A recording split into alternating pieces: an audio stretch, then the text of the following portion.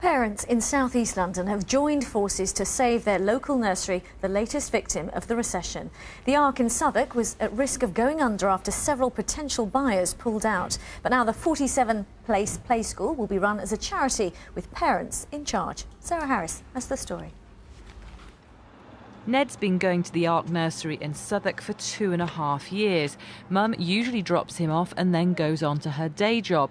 But rather than see the place shut after it ran into financial difficulties, she's staying on to help run it.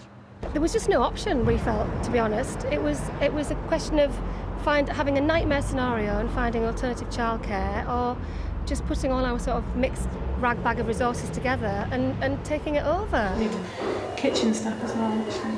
8 parents in all have formed a trust to help run the nursery.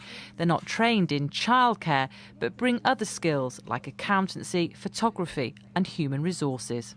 Although we're parents and we're on the board, we're actually going to appoint a professional nursery manager, because on the day-to-day running of the nursery, we're not going to get involved in that, because that would be a conflict of interest as parents.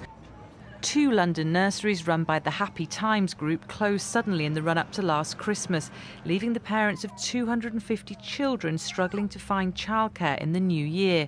Nurseries have high fixed costs, which makes them more vulnerable to changeable economic circumstances. Last summer there were 15,800 childcare places in and around London.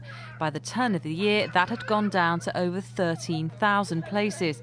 In just a few months, a reduction of 2,113.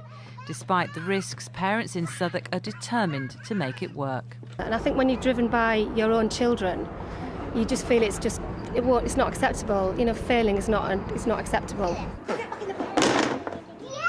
The average cost of a nanny in London is £27,000 a year. Despite the hard work, these parents are hoping saving their nursery will provide them with childcare they can afford. Sarah Harris, BBC London News.